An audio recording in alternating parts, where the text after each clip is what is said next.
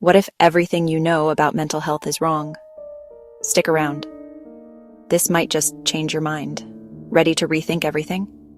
Let's dive in. Look, let's be real. For the longest time, the way we talked about mental health was not great. It was basically the dark ages. If you felt sad, people told you to just cheer up. If you were anxious, they'd say, stop worrying so much. It was the ultimate, have you tried just not being sad? Era. Mental health wasn't seen as health. It was treated like a personal failing, a character flaw you were supposed to hide away. Bold, energetic. But here's the truth. Mental health is health. Period. People were locked up in asylums for depression. People were locked up in asylums for anxiety. The science just wasn't there, and the stigma was through the roof. It was a time of whispers and shame, not open conversations and support. Then things started to shift, slowly, like really slowly. Think dial-up internet slow. Scientists and doctors began to understand that the brain is an organ, like your heart or lungs. Sometimes it needs a tune-up. The idea that chemical imbalances could affect your mood started to gain traction. This was a huge deal. What you were feeling wasn't just in your head, dismissive. It was literally in your head, in your brain chemistry. This opened the door for new treatments, new therapies, a new way of thinking about our inner worlds. It was a revolution, but a quiet one. This brings us to today, August 22nd, 2025. We're in a completely different ballpark now. We talk about self-care, mental health days, celebrities, athletes. People openly discuss anxiety. People openly discuss depression. It's becoming normalized, which is amazing. But here's the catch.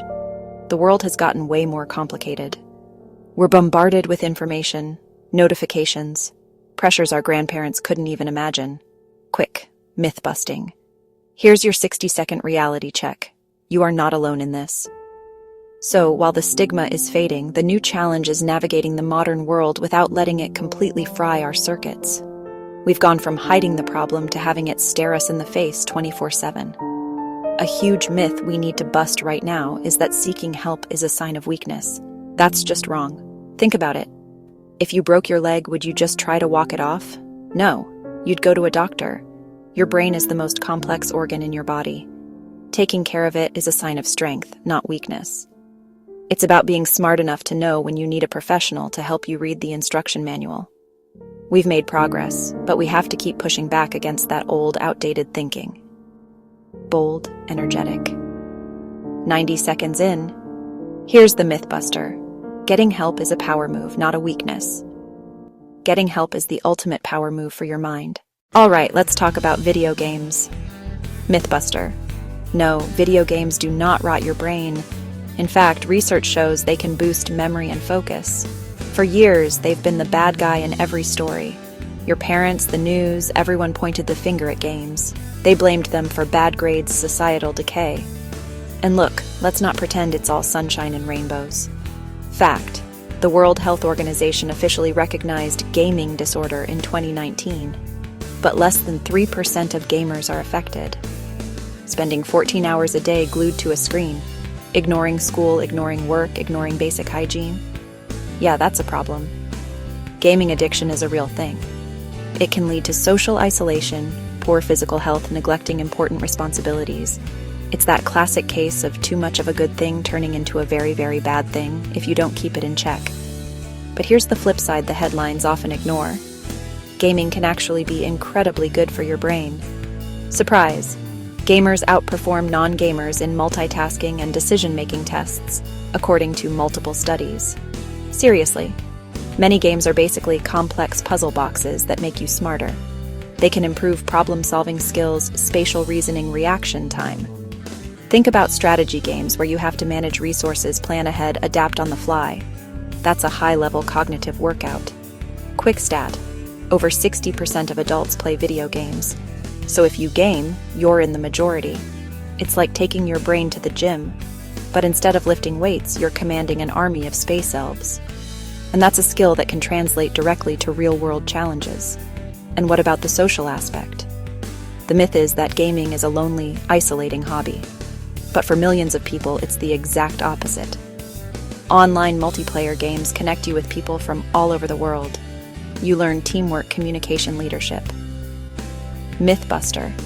Gamers are not antisocial. In fact, online games build friendships and communities across the globe. For someone who might be shy or live in a remote area, an online gaming community can be a vital lifeline. It's a place where you can find your tribe, people who share your passion and speak your language. It's a social space that's just as valid as a sports team, a book club. So, the big reveal? Gaming isn't inherently good or bad for your mental health. It's all about balance and intention. The real question is how you're gaming. Are you using it to escape your problems entirely? Or are you using it to relax, connect with friends, challenge your mind? The same game can be a destructive force for one person and a positive, enriching experience for another. The controller is in your hands, both literally and figuratively. It's about playing the game, not letting the game play you. That's the truth they don't always tell you. Now let's get into the big one, social media. It's designed to be addictive. Every like, share, and notification is a tiny little dopamine hit delivered straight to your brain's reward center. It's like a slot machine in your pocket. This can create a constant need for validation. You post a picture, and then you check your phone every 30 seconds. Did anyone like it? What did they comment? This cycle can lead to a ton of anxiety and a warped sense of self-worth that's tied to online metrics instead of who you actually are. And here's a truth bomb. Your value isn't measured in likes. It's measured in real life. It's a comparison game you can never, ever win. This leads us to the highlight reel effect. On social media, everyone is posting their biggest wins, their perfect vacation, their new job, their flawless relationship. You're not seeing the messy reality behind the scenes. You're not seeing the debt they took on for that trip, or the argument they had right before taking that perfect smiling photo. So you scroll through this endless parade of perfection, but here's the kicker. Comparison is the thief of joy. Don't let it steal yours. And you start to feel like your own life is dull and disappointing in comparison. It's a distorted reality that can chip away at your happiness and make you feel inadequate, even when your life is perfectly fine. And then there's the dark side of the scroll, doomscrolling. This is when you just keep scrolling through an endless feed of bad news. Political chaos, natural disasters, global pandemics. You name it, the algorithm will serve it up. Your brain thinks it's staying informed, but what you're actually doing is marinating in a soup of anxiety and helplessness. You get trapped in a cycle where you feel anxious, so you scroll for more information, which only makes you more anxious. It's a feedback loop from hell, and it can leave you feeling drained, pessimistic, and completely overwhelmed by the state of the world. The myth is that you have to be online 24/7 to stay connected. But here's a plot twist. Sometimes the bravest thing you can do is hit log off. The fact is, true connection often happens when you put the phone down. Social media can be a great tool for keeping in touch with friends and family, especially those who live far away. It can be a source of community and support. But it's a tool, not a lifestyle. The key is mindful usage. Set boundaries. Curate your feed to show you things that actually make you feel good. And most importantly, remember to log off, because the real world is waiting for you. And it's way more epic than any feed. And connect with the people in the world right in front of you. Your brain will thank you for it. Today, our mental health is shaped by a whole minefield of modern pressures. Here's a question. When was the last time you truly unplugged? Let's start with work culture. The pro? Flexible work options. Remote work options giving people autonomy. The con? The line between work and home has completely dissolved. We're in an always-on culture, checking emails at dinner, taking calls on vacation. This hustle culture glorifies burnout as a badge of honor. The myth is that being busy equals being productive. The fact is, constant stress without rest leads to exhaustion and crashes your productivity and mental well-being. Here's a truth bomb. Rest is not a reward, it's a requirement. True success requires downtime. Next up, financial stress. This is a huge one. The pro of our modern economy is that there are more ways than ever to make money. Gig work, side hustles, online businesses. There's opportunity out there, but the con is massive. Cost of living skyrocketing, student debt crushing, job security disappearing. This constant financial pressure creates a baseline of anxiety for millions of people. Quick check. Are you surviving or are you thriving? The myth is that if you just work hard enough, you'll be rich. The fact is, systemic factors play a huge role, and worrying about money is a major contributor to mental health struggles.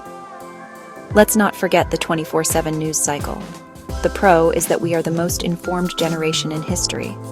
We have access to information from around the globe at our fingertips, allowing us to be more aware and engaged citizens. But the con is information overload. We're constantly bombarded with crises, conflicts, catastrophes, which can lead to that doom-scrolling anxiety we talked about. Pause. Are you in control of your feed, or is your feed controlling you? The myth is that you need to know everything happening everywhere all at once. The fact is, you need to protect your peace. It's okay to unplug and consume news in moderation from reliable sources. So what's the takeaway from all this? Life is complicated, and so is your mind. Be kind to it. Recognize that things like gaming social media work aren't just good or bad, they're tools, and how we use them matters. Final thought. Your mind is your most valuable player. Protect it. The hopeful message is this. You have more power than you think. You can set boundaries, you can curate your digital life, and you can reach out for help when you need it. Talk to someone.